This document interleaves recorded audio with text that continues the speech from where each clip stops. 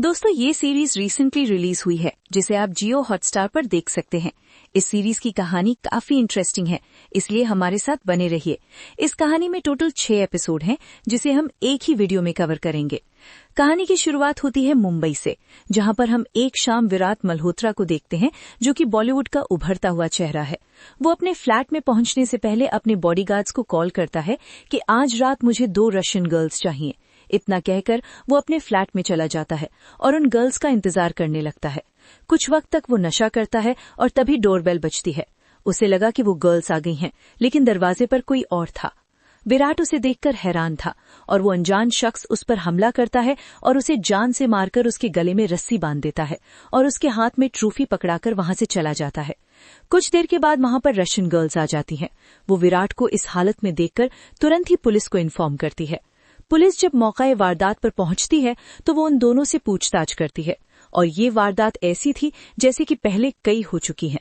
Police तुरंत ही central jail में मौजूद जीनत को चेक करने जाते हैं, लेकिन वो अभी भी अपने सेल में सो रही थी और यहाँ से हमें जीनत के बारे में पता चलता है।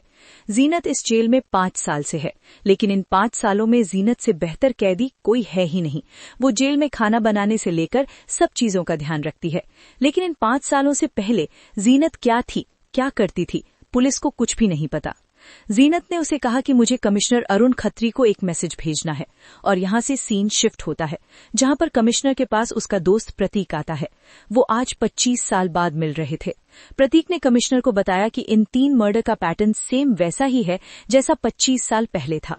इस तरह की वारदातें पुणे में हुई थीं और अब मुझे लगता है कि वो किलर फिर से जाग गया है। लेकिन कमिश्नर उसकी इन बातों को नहीं मानता। प्रतीक ने उसे कहा कि आप पुणे के सीरियल किलर को 25 साल पहले भी नहीं पकड़ पाए थे और आपको बिना वजह प्रमोशन मिल गई थी, लेकिन अब मैं आपके सामने प्रूफ कर दूंगा। और फिर कमिश्नर जीनत से मिलने जाते हैं। वो जीनत से भी 25 साल पहले मिला था। जीनत ने 8 मर्डर किए थे और अब जो मुंबई में हो रहा है उसका पूरा शक उसे जीनत पर है।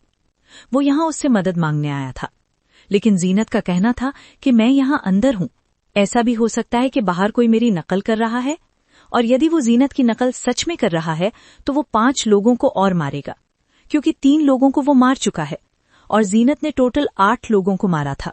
जीनत वो कर सकती है जो मुंबई पुलिस भी नहीं कर सकती। वो इस किलर की तरह सोच सकती है।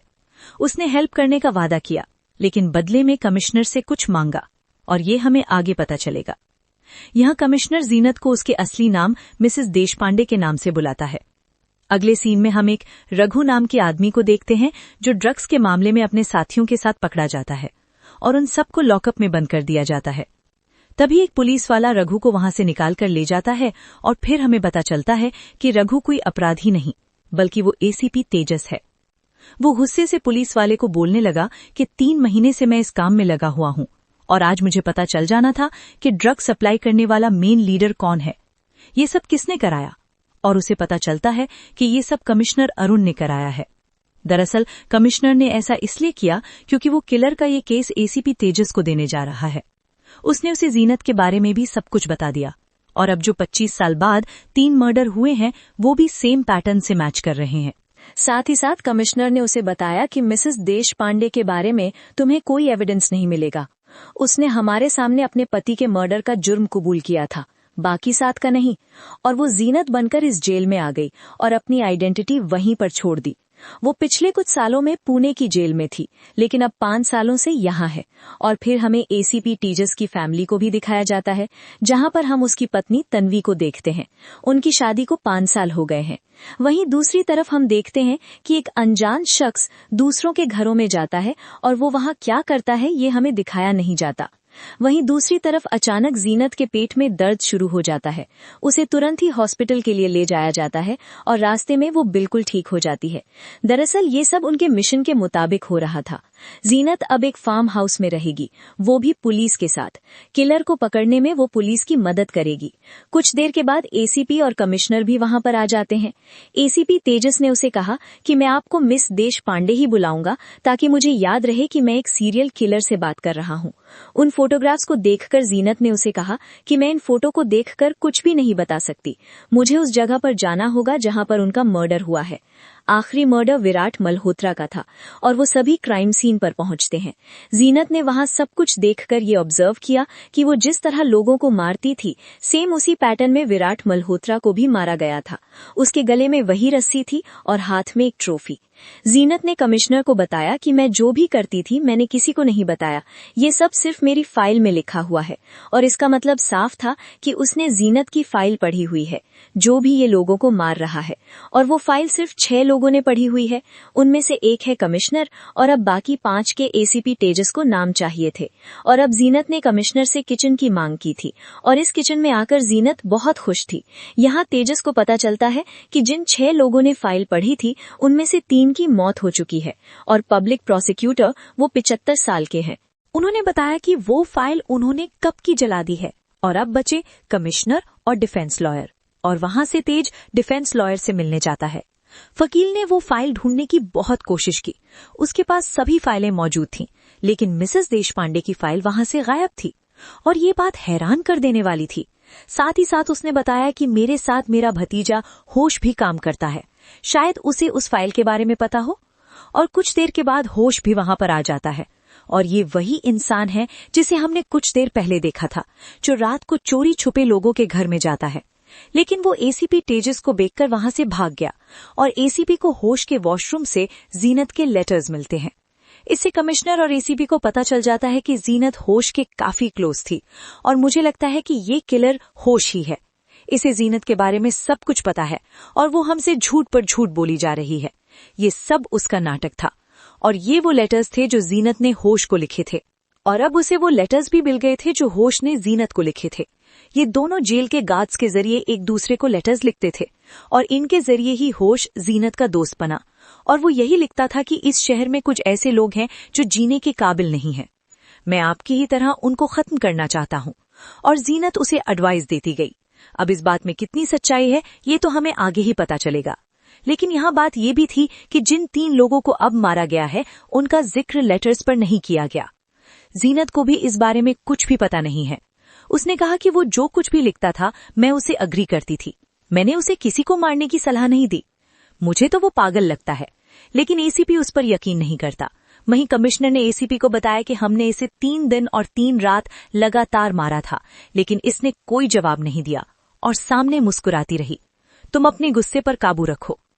कुछ देर के बाद जीनत वो लेटर्स फिर से पढ़ती है और एसीपी को कॉल करके बताती है कि होश मुझे लेटर्स लिखता था। उसने बताया था कि ये दुनिया मेरे लायक नहीं है। मैंने एक दोस्त बनाया, वो भी मेरे काबिल नहीं है। और इसके बाद उसने कुछ दिन तक लेटर्स लिखने बंद कर दिए। और जुलाई के 1 महीने बाद अगस्त में उसका लेटर आया और अब उसके लिखने के तरीके से पता चल रहा था कि अब वो और भी ज्यादा गुस्से में है और उसने एक और फ्रेंड बना लिया है। और अब आपको पता करना है कि अब उसका अगला फ्रेंड कौन है। लेकिन वकील ने बताया कि होश का आज तक कोई दोस्त नहीं बना, ना ही स्कूल में ना ही कॉलेज में। और अब पुलिस होश के पीछे थी। उसने फिर से एक फैमिली को कैद कर लिया था।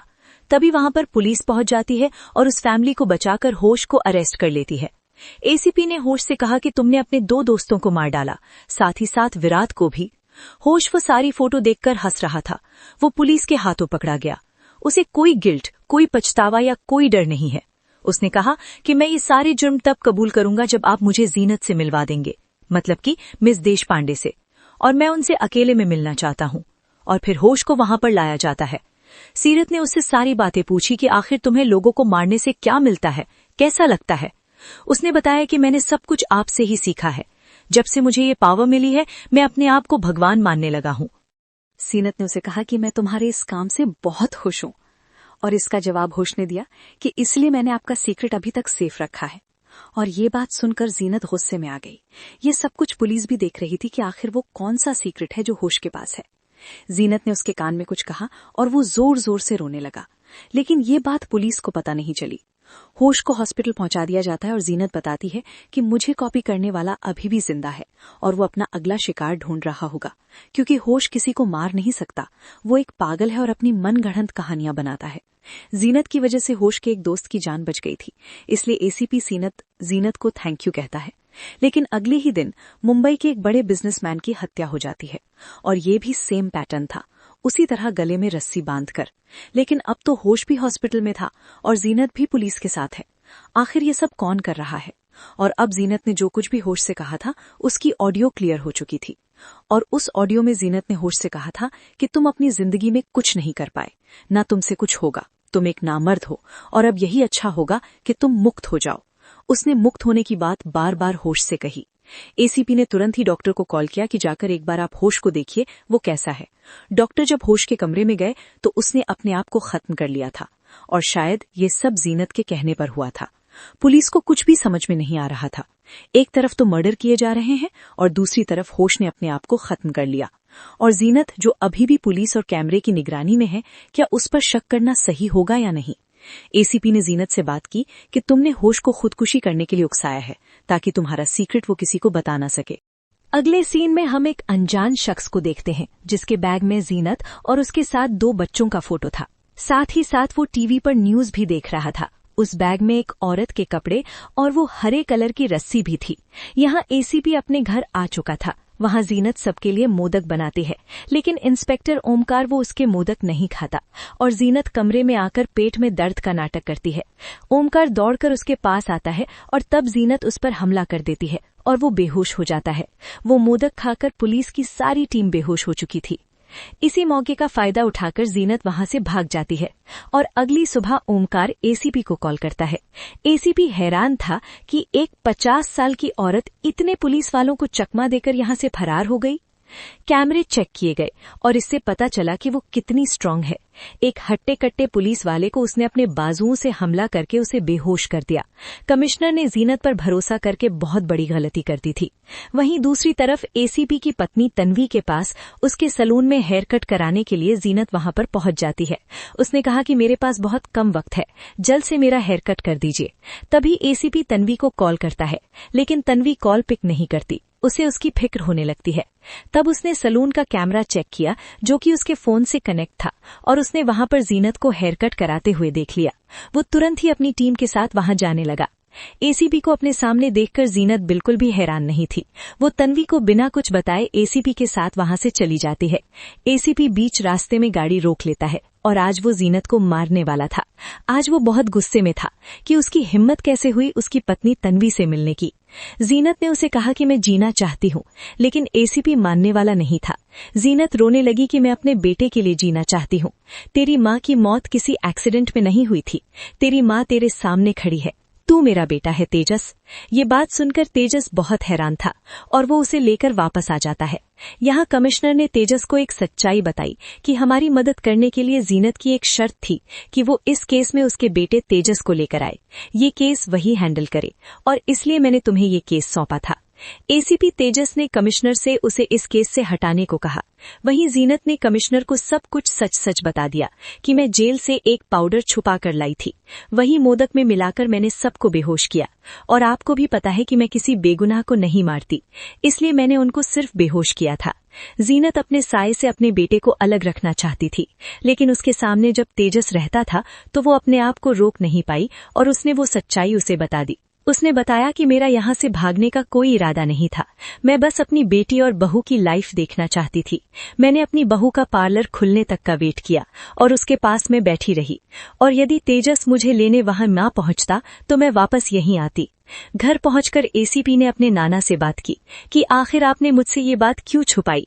उसके नाना ने कहा कि यदि मैं तुम्हें ये बात बता देता तो तुम जो आज बन चुके हो वो कभी ना बन पाते, इसलिए मैंने उस औरत की सारी निशानी मिटा दी। लेकिन तुम्हारी माँ जैसी भी थी एक बहुत अच्छी माँ थी। और अब फिर से कॉपी कैट ने एक और मर्डर कर दिया। इसके बारे में फिर से जीनत से पूछा गया। उसने कहा कि मैं सिर्फ और सिर्फ तेजस को बताऊंगी। कमिश्नर ने तेजस से वादा किया कि सिर्फ एक बार जीन से मिल लो।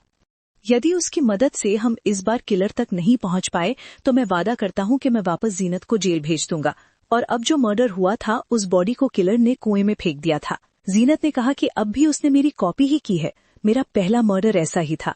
मैं अपने रेस्टोरेंट में काम कर रही थी, सभी नौकरों को घर भेज दिया था। तभी वहां पर जोसेफ नाम का एक आदमी आया और वो मुझसे बदतमीजी करने लगा।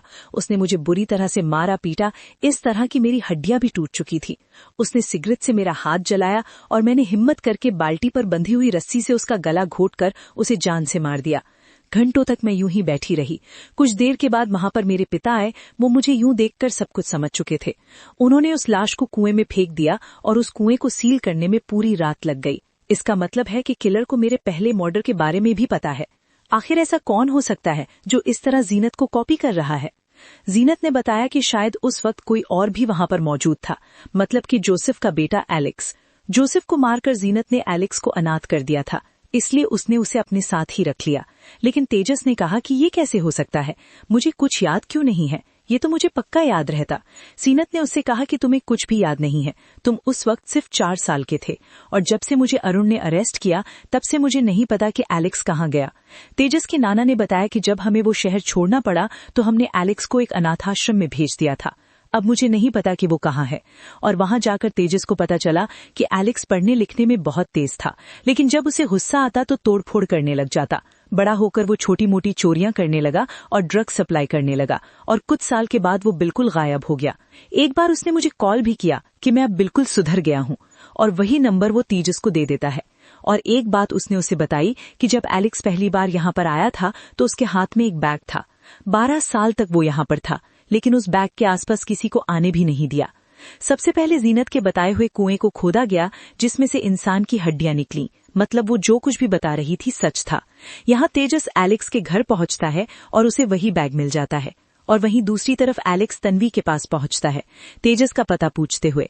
उसने बताया कि वो घर पर नहीं है, आप उनका इंतजार कर सकते हैं। तन्वी ने किचन पर जाकर एलेक्स की फोटो खींचकर तेजस को भेज दी और उसे बताया कि आपका दोस्त एलेक्स आया था। ये सुनकर उसने तन्वी को अलर्ट किया कि वो बहुत डेंजरस आदमी है, आगे से किसी भी अनजान आदमी को घर पर मत आने देना। इस फोटो को वो अपनी टीम को भेज देता है। पूरी टीम एलेक्स को पकड़ने के लिए निकल जाती है और एलेक्स एक क्लब में बड़ी ही आसानी से पकड़ा जाता है। वो वहां से भागने की कोशिश भी नहीं करता। एलेक्स ने उसे बताया कि मैंने तुझे एक न्यूज चैनल में देखा था, वो भी नाना जी के साथ। तुम्हारे नाना मुझे अनाथाश्रम में छोड़ आए, लेकिन मुझे इस बात का कोई बुरा नहीं लगा। मैं तुझे और आई को कब से ढूंढ रहा हूँ।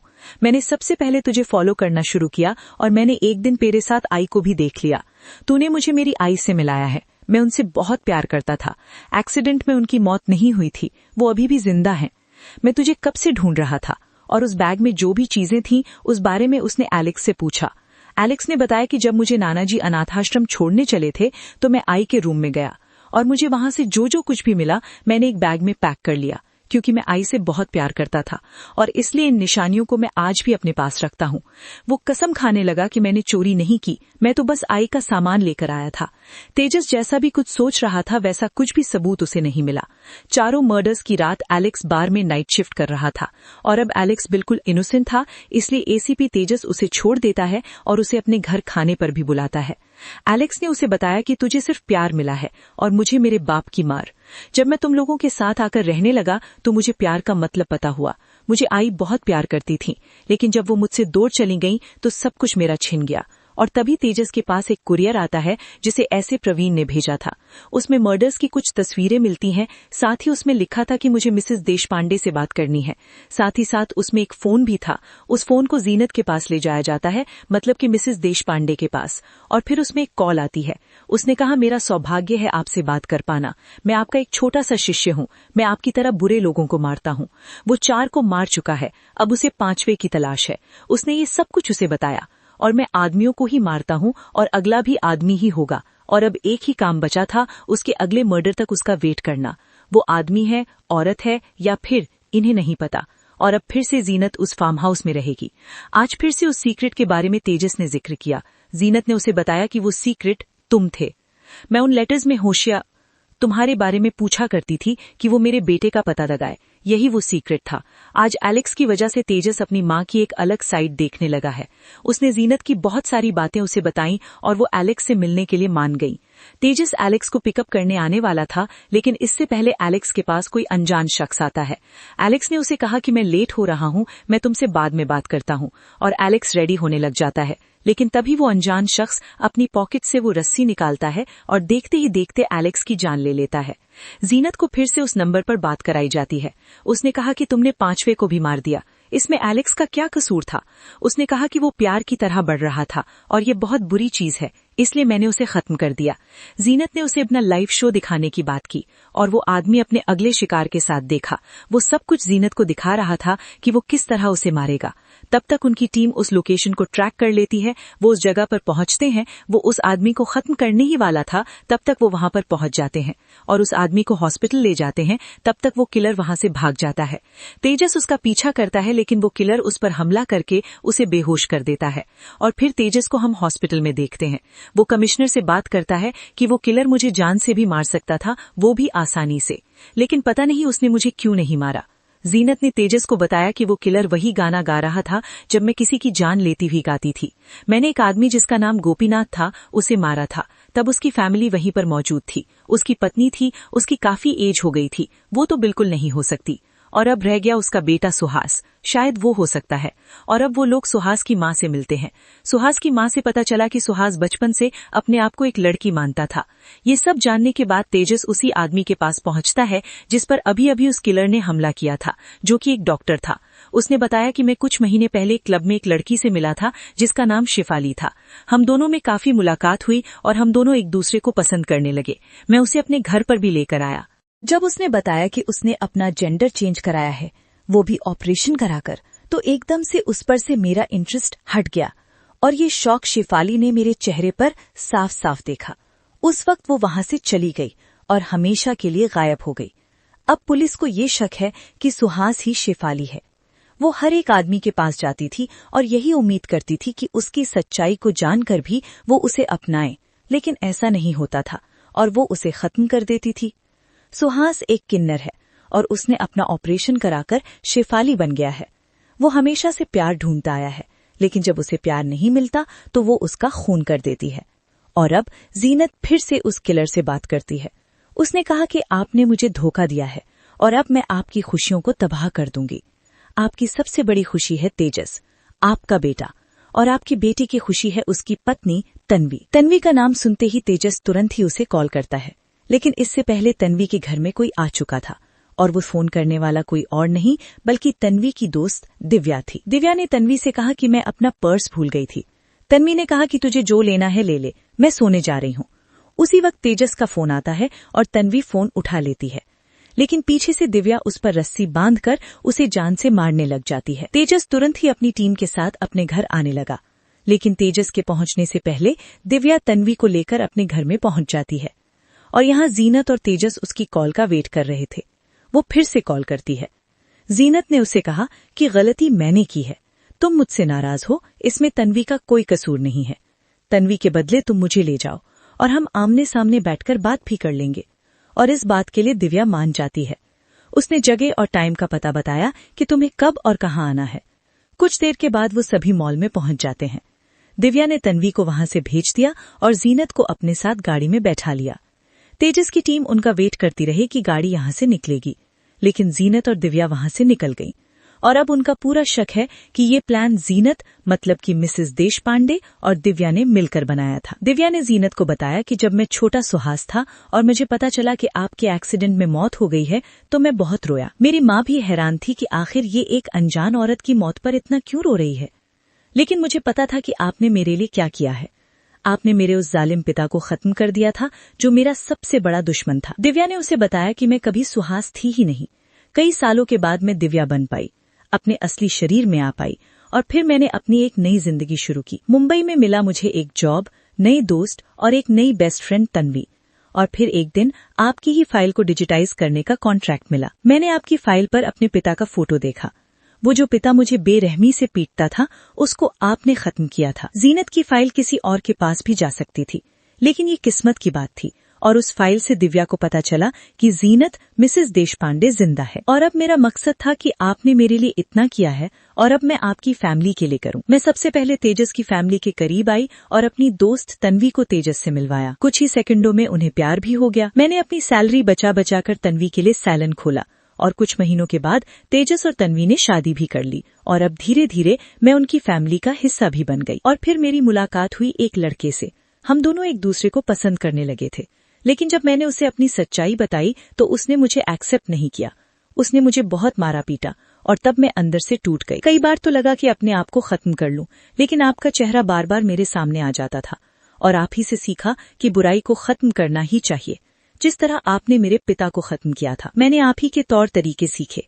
इस दुनिया से बुराई मिटाकर मैं भी किसी का भला कर सकती हूँ। दिन भर में दिव्या बनती थी और रात में शेफाली। सबको परख कर एक को चुनती थी। लगता था मेरी तरह किसी को तो सच्चा प्यार होगा, लेकिन हर किसी में मुझे एक दरिंदा ही मिला और मैंने एक एक को जान से मार दिया। और तभी तेजस की टीम वहां पर पहुंच जाती है, लेकिन इससे पहले जीनत वहां से फरार हो जाती है और दिव्या पुलिस के हाथ लग जाती है। यहाँ तेजस दिव्या से उसकी आई की सच्चाई पूछता है, मतलब कि जीनत की, और वहीं जीनत अपने घर पहुंचती है।